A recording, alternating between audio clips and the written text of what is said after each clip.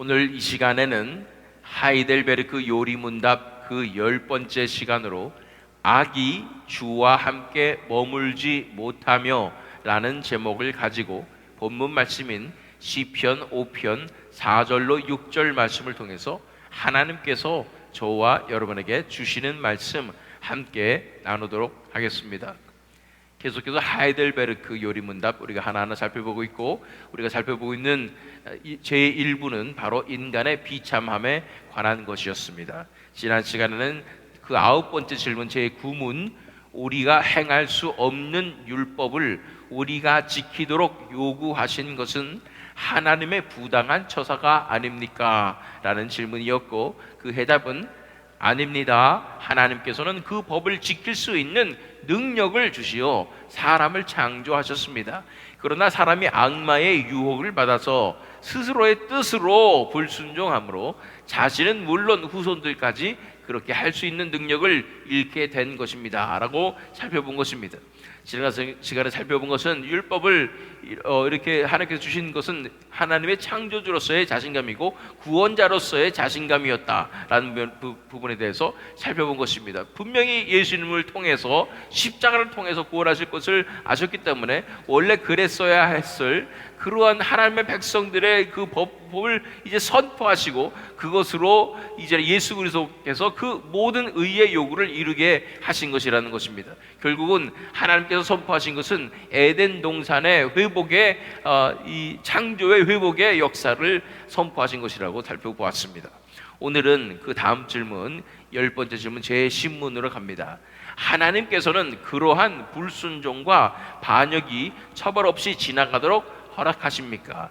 이렇게 율법을 지킬 수 없는 사람들이었고 다 패역한 사람들이었기 때문에, 그러면 하나님께서 정상 참작을 하셔가지고 이런 불순종과 반역이 처벌이 없이 지나가도록 허락하시는가 하는 것입니다. 하나님의 인격에 대해서 우리가 오해하게 될 때에, 하나님은 자비로우시고 오래 참으시고 이러시기 때문에 다 용서해 주실 것 같고 그냥 넘어가게 해 주실 것 같지만, 하나님께서는 공정한 재판관이시기 때문에 결코 그러실 수 없다는 사실을 우리는 알아야 합니다. 공의의 하나님의 모습에 대해서 우리는 알 필요가 있는 것입니다. 그래서 해답은 무엇이냐면 결코 그렇지 않습니다. 하나님께서는 우리가 개인적으로 짓는 죄뿐 아니라 태어날 때부터 지니는 죄에 대하여도 무섭게 진노하십니다. 의로운 재판관이신 하나님은 지금부터 영원히 죄를 처벌하십니다. 하나님께서는 다음과 같이 선언하셨습니다. 율법에 기록된 모든 말씀을 지켜 행하지 아니하는 자는 저주를 받을지어다. 하나님께서는 죄를 벌하시는 분이시고 반드시 심판하시는 분이심을 우리는 알아야 하는 것입니다. 하나님께서 우리를 사랑하신다고 해서 우리 죄를 그냥 보아 넘기시는 분이 절대 아니시라는 사실을 알아야 됩니다. 하나님은 재판관, 의로운 재판관이시기 때문에 반드시 죄를 처벌하신다는 것입니다. 하나님께서는 그러한 불순종과 반역이 처벌 없이 지나도록 허락하십니까? 절대로 아닙니다. 결코 그렇지 않습니다. 하나님께서는 우리가 개인적으로 짓는 죄뿐 아니라 태어날 때부터 지니는 죄에 대해서도 무섭게 진노하신다는 것입니다. 하나님은 우리의 행위를, 죄악의 행위를 그것에 분노하실 뿐 아니라 죄악에 철저히 오염되고 부패된 우리의 그 존재 그 자체에 진노하신다는 것입니다.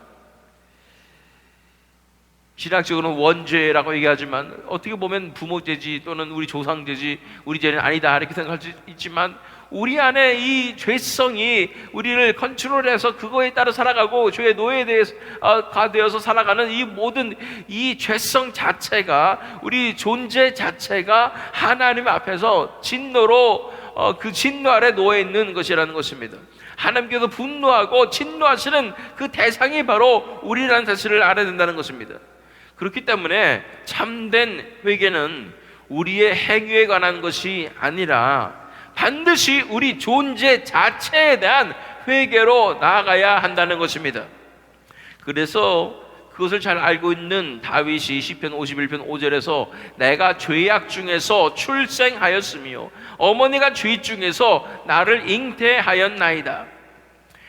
다윗의 회개를 보면은 물론 자신의 행위, 즉 바세바가 간임하고 우리아를 죽게 만든 그 행위는 당연히 죄악이죠. 그러나 그것에서 구구절절히 얘기하는 것이 아니라 그것을 통해서 자신의 본성과 죄성을 바라보며 그것이 하나님을 오펜드하고 하나님 앞에 잘못됐다는 것을 알고 죽게만 잘못하였나이다 라고 고백하면서 내가 죄악 중에서 출생하였으며 어머니가 죄 중에서 나를 잉태하였나이다 라고 고백합니다. 내 태생 자체가 죄인입니다. 내 존재 자체가 죄인입니다 하면서 하나님 앞에 두 손 들고 항복하며 나오게 되는 것이 다윗의 진정한 회개였던 것입니다.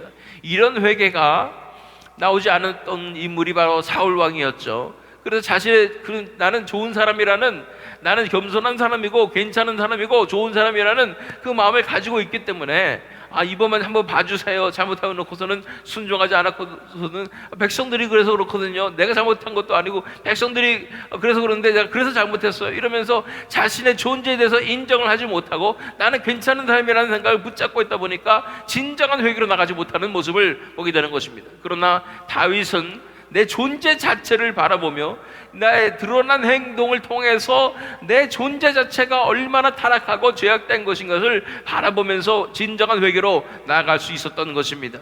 에베소서 2장 3절 말씀 읽어보면 전에도 우리도 다 그 가운데서 우리의 육체의 욕심을 따라 지내며 육체와 마음에 원하는 것을 하여 다른 이들과 같이 본질상 진노의 자녀이었더니 그래서 죄가 들어옴으로 말미암아 죄가 우리를 완전히 부패시켜서 우리의 육체의 욕심은 다 죄악된 것이었고 마음에 원하는 것조차도 다 죄악된 우리는 죄덩어리밖에 안 되는 죄로 구성된 이런 존재 자체가 이렇게 악한 존재가 되었기 때문에 본질상 진노의 자녀라고 말씀하고 있는 것입니다. 그래서 계속해서 하나님께서 그런 불순종과 반역이 처벌 없이 지나가도록 허락하십니까? 라는 질문은 하나님께서 우리가 개인적으로 짓는 죄뿐 아니라 태어날 때부터 지니는 죄에 대해서도 무섭게 진노하십니다. 그 다음에는 의로운 재판관이신 하나님은 지금부터 영원히 죄를 처벌하십니다. 지금부터 영원히. 결코 죄악은 하나님의 진노에서 벗어날 수가 없고 심판에서 벗어날 수 없는 것입니다. 나훔 1장 2절로 3절 말씀. 여호와는 질투하시며 보복하시는 하나님이시니라. 여호와는 보복하시며 진노하시되 자기를 거스르는 자에게 여호와는 보복하시며 자기를 대적하는 자에게 진노를 품으시며 여호와는 노하기를 더디하시며 권능이 크시며 벌받을 자를 결코 내버려두지 아니하시느니라. 여호와의 길은 회오리 바람과 광풍에 있고 구름은 그의 발에 티끌이로다. 하나님께서 질투하시며 보복하시는 하나님이시라고 말씀하는 것입니다. 요즘에는 정치적인 political correctness, 그래서 정치적인 올바름 이런 것으로 해서 다른 사람에게 기분 나쁘게 말하거나 인종을 차별한다거나 뭐 이런 것들을 절대 하지 않으려고 노력하는 이런 풍토가 있습니다. 그런 관점에서 하나님을 볼 때는 하나님은 참 수준이 낮은 분이죠. 질투하시며 보복하시는 하나님이니까. 그러나 하나님은 정의의 하나님이신 것입니다. 하나님께서는 이 정의가 의로운 것이 더 중요하지 다른 사람에게 기분 맞춰주고 눈치 보고 이런 것은 하나님께 중요한 것이 아닙니다. 우리가 옳다고 생각하면서 나는 괜찮은 사람이라고 생각하면서 다 이 죄악을 보아 넘겨주고 의롭지 않은 것도 타협을 하고 이런 것이 잘 사는 것이 아니고 훌륭한 사람이 아니라 하나님을 닮아야 옳은 것 아니겠습니까? 하나님은 정의로우신 하나님이신 것입니다. 자기를 거스르는 자에게 여호와는 보복하시며 자기를 대적하는 자에게 진노를 품으신다고 말씀하는 것입니다.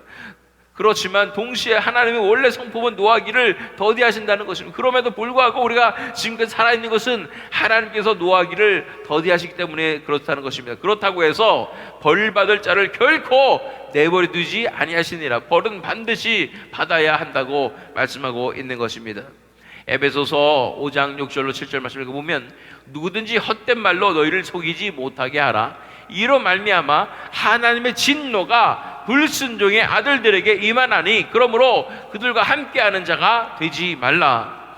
하나님의 진노가 불순종의 아들들에게 임한다고 말씀하시고, 한 아들에게 순종하지 아니하는 자는 요한복음 3장의 마지막 절에 하나님의 진노가 그 위에 머물러 있다고 말씀하시는 것입니다. 이것이 진실입니다. 하나님께서 죄악을 그대로 보아 넘기지 않으시고, 하나님께서 우리의 행위의 죄악뿐 아니라 우리의 존재 자체의 죄악을 미워하시며 분노하시며 그것을 반드시 심판하실 것이라고 말씀하시는 것입니다.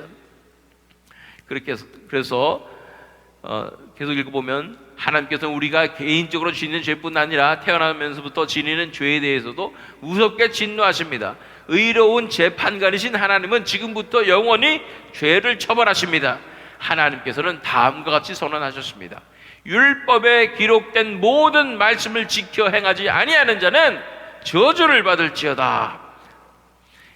어디에 이런 말씀이 나와 있나요? 신명기 27장 26절 말씀.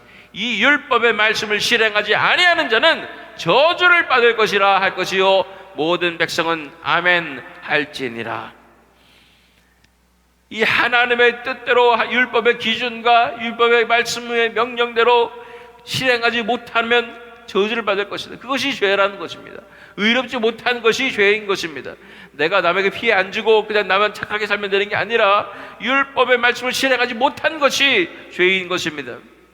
갈라디아서 3장 10절 말씀 읽어보면 무릇 율법 행위에 속한 자들은 저주 아래에 있나니 기록된 바 누구든지 율법책에 기록된 대로 모든 일을 항상 행하지 아니하는 자는 저주 아래에 있는 자라 하였습니다 하고 말씀하고 있는 것입니다. 그런데 예수님께서는 마태복음 5장 17절로 18절 말씀에서 내가 율법이나 선지자를 폐하려 온 줄로 생각하지 말라. 폐하려 온 것이 아니요 완전하게 하려 함이라. 진실로 너에게 이르노니 천지가 없어지기 전에는 율법의 1.1획도 결코 없어지지 아니하고 다 이르리라. 하나님의 율법은 진리의 말씀이며 하나님 나라의 법칙이며 하나님께서 우리 인간들이 그렇게 살기를 원하시는 그런 하나님의 나라의 매뉴얼 같은 것입니다. 그러나 우리 인간이 타락해서 그것을 지킬 수 있는 능력이 없다고 말하고 있는 것입니다.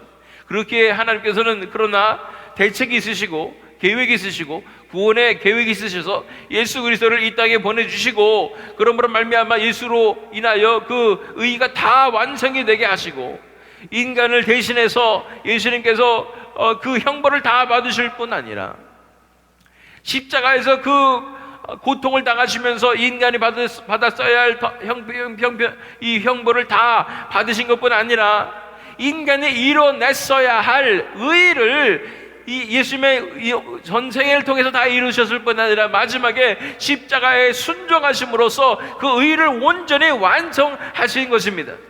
그렇기 때문에 예수님으로 인하여 예수님의 공로로 인하여 우리가 이 율법으로부터 자유케 되어서 진정한 예수 그리스도 안에 그 복음의 능력으로 말미암아 이 율법의 의의가 완성됐다고 선포될 뿐 아니라 우리 삶 가운데 이루어지는 그 역사가 시작된 것입니다. 이것이 하나님께서 우리에게 주시는 복음의 말씀인 줄 믿습니다. 그런데 우리가 여기서 기억해야 될 것이 있습니다. 하나님께서 미워하시는 것은 죄뿐일까요? 아니면 죄인도 미워하실까요? 많은 사람들이 하나님은 죄인은 미워하시지만 죄인은 사랑하신다라고 말하고 있는데 그것은 잘못된 것이고 성경적이지 않은 스테이트먼트입니다. 하나님은 죄를 미워하십니다. 극도로 미워하시고 죄인도 미워하십니다. 하나님은 죄를 증오하시고 죄인도 혐오하십니다. 우리가 죄인으로서 하나님의 미움을 받고 있다는 사실을 인식해야 합니다. 그것이 현실이며 그래야 우리는 진정한 현실을 의식하며 우리가 어떤 처지인지를 깨달으며 하나님 앞에 간절함으로 나올 수가 있게 되는 것입니다. 이것을 모르기 때문에 하나님 앞에 간절함이 생기지 않고 진정한 회개로 나올 수가 없다는 사실을 알아야 되는 것입니다.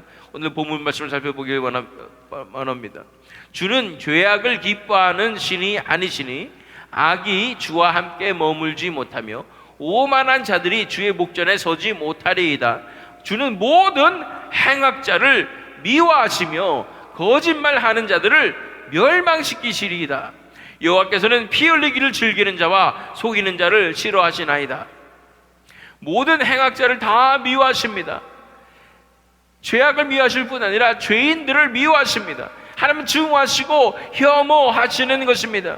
그러므로 하나님의 진노가 이 죄인들 위에 머물러 있는데, 그 본질적으로 존재적으로 죄인인 우리 위에 하나님의 진노가 머물러 있다는 사실을 우리가 기억해야 그 하나님 앞에 우리가 얼마나 큰 위험한 상황에 있으며 우리가 얼마나 하나님을 기분 나쁘게 해드리고 가슴 아프게 해드린 그 하나님을 오펜드한 그 죄인이라는 사실을 깨달아야 우리가 무너져서 하나님 앞에 주여 어찌하나이까 저는 죄인이로소이다, 나에게 가까이 오지 마시옵소서, 정말 나는 어찌할 수 없는 죄인입니다 라고 엎드러질 수밖에 없는 것입니다.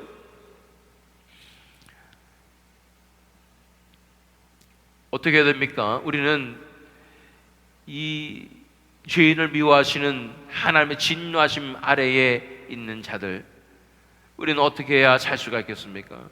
진정한 회개로 나아가야 살 수 있습니다. 그러나 하나님께서는 진정으로 회개하는 자를 반드시 받아주실 것이라고 말씀하는 것입니다. 그건 100%예요. 진정한 회개만 하면 100%예요. 이걸 보면 또 알미니안주의적으로 그럼 우리는 회개만 하면 다 산다. 진정한 회개가 아무나 할 수 있는지 아세요? 하나님의 은혜가 임해서 눈이 열려서 진리를 바라볼 줄 알아야 진정으로 회개할 수 있는 것입니다. 만약 오늘 이 하나님의 말씀을 들으면서 정말로 내가 죄인이고 이거 현실이구나, 하나님의 진노가 내 머리 위에 머물러 있구나라고 만약 깨달으셨다면 할렐루야, 이것이 하나님의 은혜입니다.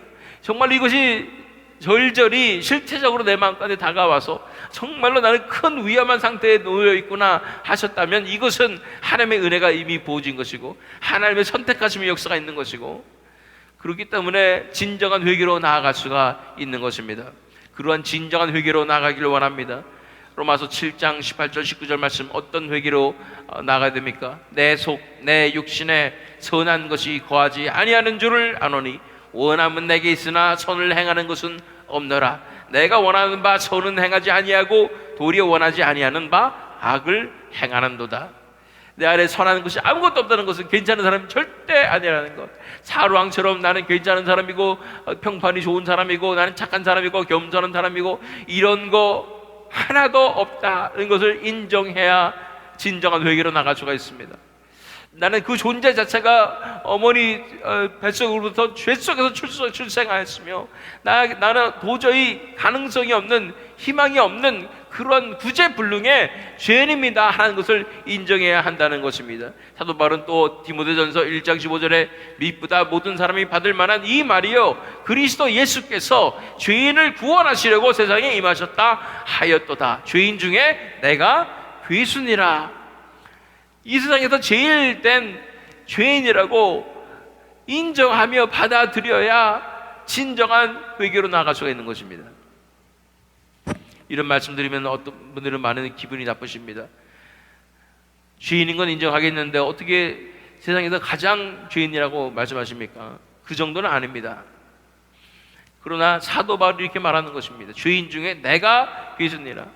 그의 삶은 어렸을 때부터 정말로 겉으로 나타난 죄에 한 번도 안 져본 그런 죄인, 그런 삶을 살았어요. 의인같이 살았어요. 한마디로 바리새인이죠. 바리새인 중에 바리새인. 율법을 철저하게 지키며 살았어요. 그 행위를 봤을 때 누구도 그에게 의롭지 못하고 할 사람이 아무도 없었어요. 그리고 그러다가 예수님 믿었고 그 다음에는 예수님께 온전히 인생을 다 내어드리고 완전히 헌신되어서 그렇게 산 사람이 사도 바울입니다. 누가 사도 바울 같이 살 수 있겠어요? 그 사람이 얘기합니다. 죄인 중에 내가 귀순이라. 그것이 진정한 하나님의 은혜요, 은혜로부터 오는 내 존재에 대한 죄악됨에 대한 깨달음이라는 것이에요. 이 깨달음으로 우리가 나아가야 합니다. 얼마큼 죄인임을 인정하느냐. 죄인 중에 내가 귀순이라. 내가 제일 나쁘다, 내가 제일 죄인입니다 라는 수준까지 가야 됩니다. 내 존재 자체가 완전히 타락하여져서 나는 세상에서 제일 죄인입니다 하는 수준까지 가야 진정한 회개로 나아갈 수가 있는 것입니다. 이렇게 진정한 회개로 나아가게 될 때 내 머리 위에 머물러 있는 하나님의 진노에 대해서 깨닫게 될 뿐 아니라 간절함을 하며 베풀어질 때 거기에서 길이 열리는 것이고, 거기에서 하나님께서 약속하신 구원의 역사가 시작되는 것인 줄 믿습니다. 그 구원의 완성은 바로 십자가이고, 십자가에 대한 믿음이고, 예수 그리스도에 대한 믿음인 것입니다. 어쨌든 오늘 답변은 그렇습니다. 하나님께서는 우리가 개인적으로 짓는 죄뿐 아니라 태어날 때부터 지니는 죄에 대해서도 무섭게 진노하십니다. 의로운 재판관이신 하나님은 지금부터 영원히 죄를 처벌하십니다. 하나님께서는 다음과 같이 선언하셨습니다. 율법에 기록된 모든 말씀을 지켜 행하지 아니하는 자는 저주를 받을지어다. 이 엄정한 말씀이 우리의 심령에 박히길 원하며, 그것이 우리의 눈을 열어서 하나님을 간절히 부르짖어서 진정한 회개로 나가는 역사가 일어나기를 원합니다. 그런 역사로 진정한 구원과 회심으로 나오시는 저와 여러분 되시기를, 또한 이 새 믿음 장로교 되기를 예수 그리스도의 이름으로 축원합니다.